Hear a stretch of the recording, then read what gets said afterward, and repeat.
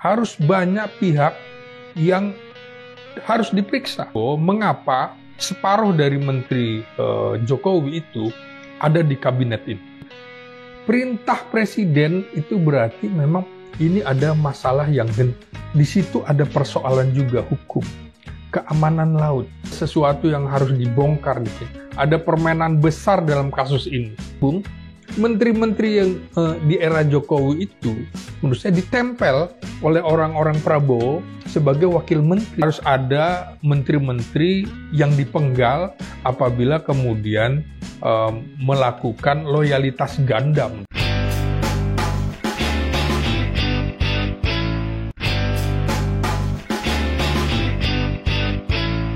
Presiden memerintahkan TNI melalui Panglima TNI Jenderal Agus Subianto dan Kasal, Kepala Staf Angkatan Laut Laksamana Muhammad Ali, untuk membongkar pagar laut itu, artinya ada persoalan masalah kedaulatan.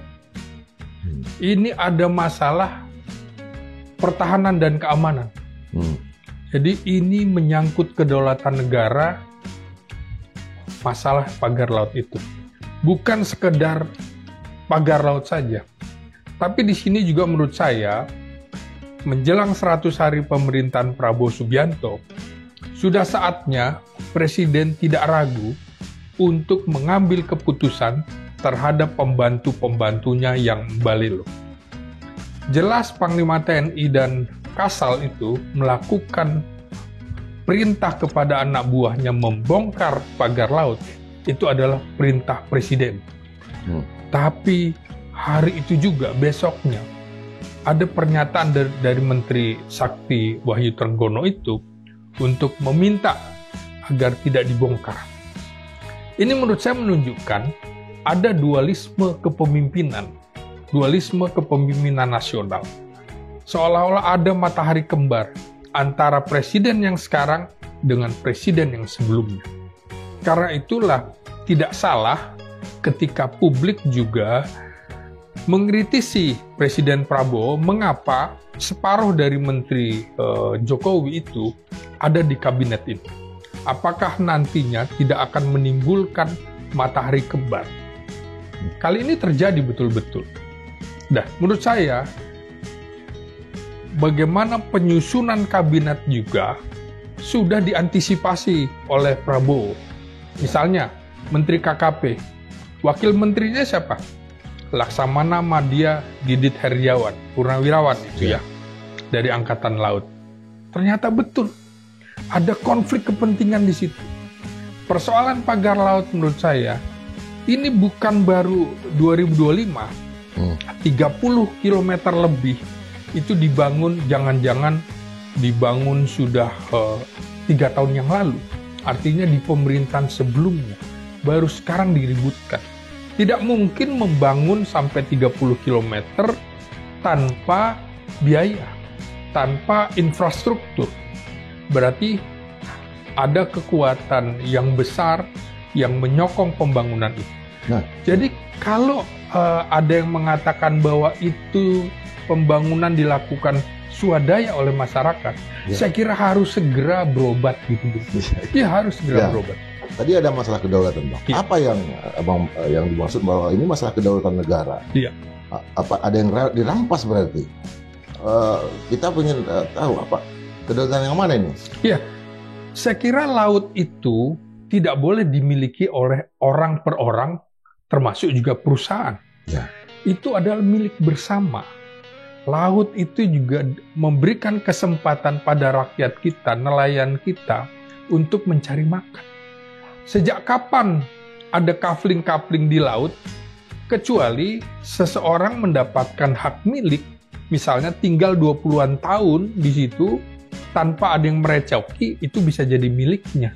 Apakah yang di Tangerang itu juga suku laut? Kan bukan.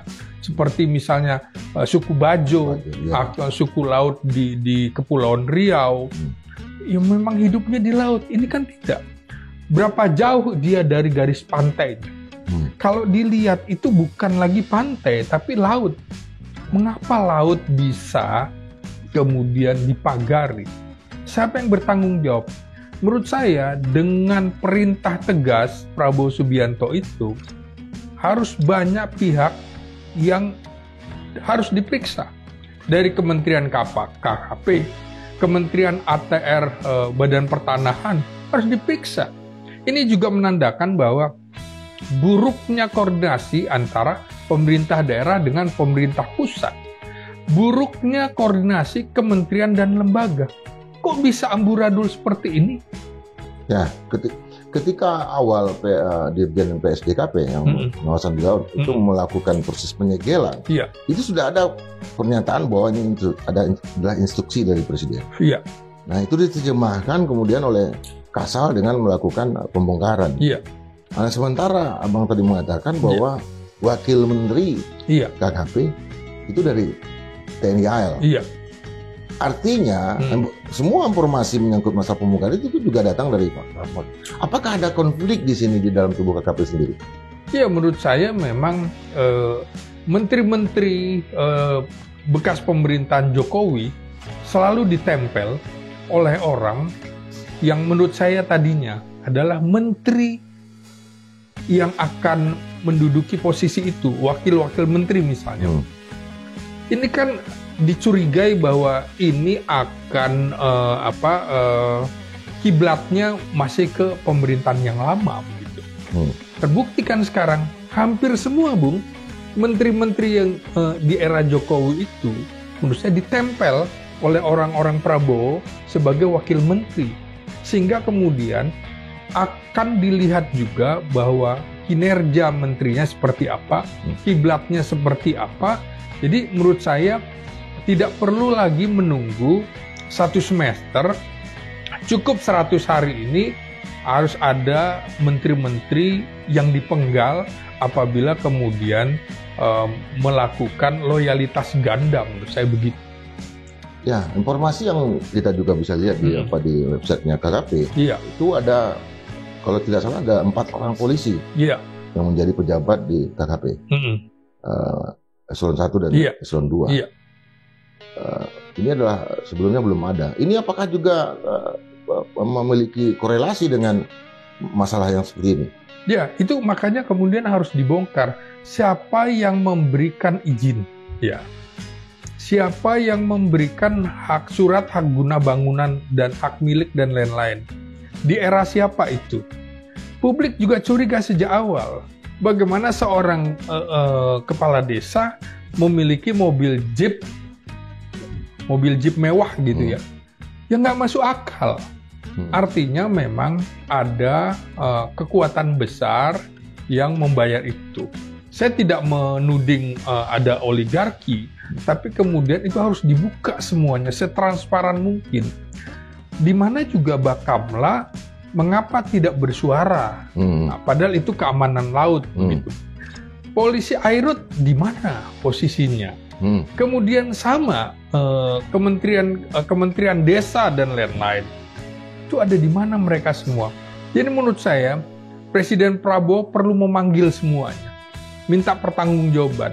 Kan hari ini juga ada pernyataan dari Demokrat, jangan kaitkan persoalan ini dengan Menteri ATR Badan Pertahanan yang lalu, maksudnya AHY. Nah, ketakutan semua. Publik juga melihat, sebelum AHY siapa? Marsikal Hadi Cahyanto, kan begitu. Nah, ini menurut saya apa yang dikemukakan oleh Menteri Nusron itu juga membuka cakrawala kita. Ternyata laut itu bisa dikapling-kapling ya. Ternyata itu nggak salah ya, nggak masuk akal gitu. Cuma kan langsung dibantah sama Trenggono sendiri bahwa itu ilegal berarti. Dia mengatakan bahwa tidak mungkin itu keluar, berarti hak guna itu ilegal, sesuatu yang palsu kan. Apakah tanpa melakukan verifikasi, apakah itu memang sertifikatnya asli atau tidak? Apa yang terjadi? Kenapa saling bantah ini? Nah, itu dia tadi, buruknya koordinasi kementerian dan lembaga. Ini kan artinya Kementerian KKP tidak setuju dengan Panglima TNI dan Kepala Staf Angkatan Laut. Kementerian KKP tidak setuju dengan Kementerian ATR dan Badan Pertahanan Nasional kan yang punya bukti gitu juga. Nah ini kok ada negara dalam negara gitu loh. Kok bisa seperti itu?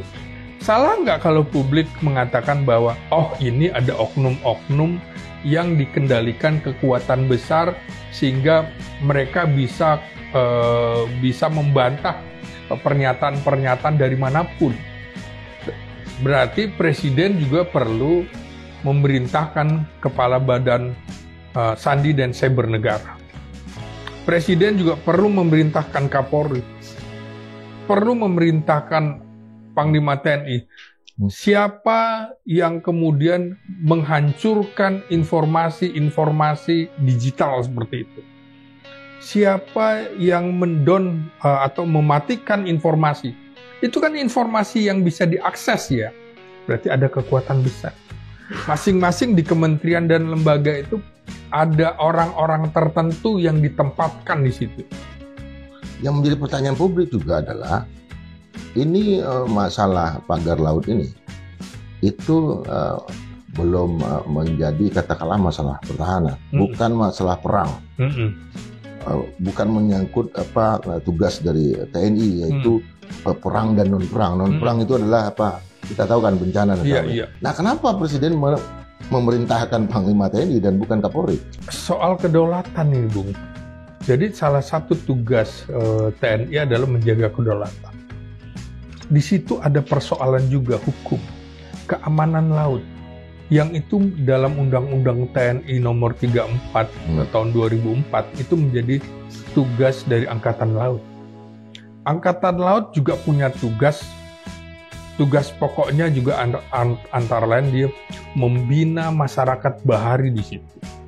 Bagian dari sistem semesta kita, bagaimana dekat pertahanan keamanan rakyat semesta kita. Jadi itu tugasnya. Perintah presiden itu berarti memang ini ada masalah yang genting. Ada kemungkinan sebuah wilayah dikuasai oleh kelompok tertentu dan ini mengganggu kedaulatan. Menurut saya habis ini pasti ada perintah membuat pos angkatan laut di situ sejauh 30 km.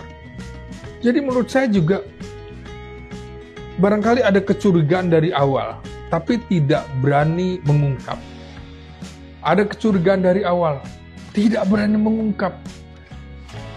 Maka netizen yang melaporkan hal itu, menurut saya, ini menjadi titik balik bagi pemerintah Prabowo. Baru ada sesuatu yang harus dibongkar di sini. Ada permainan besar dalam kasus ini. Presiden memerintahkan TNI melalui Panglima TNI Jenderal Agus Subianto dan Kasal, Kepala Staf Angkatan Laut Laksamana Muhammad Ali, untuk membongkar pagar laut itu.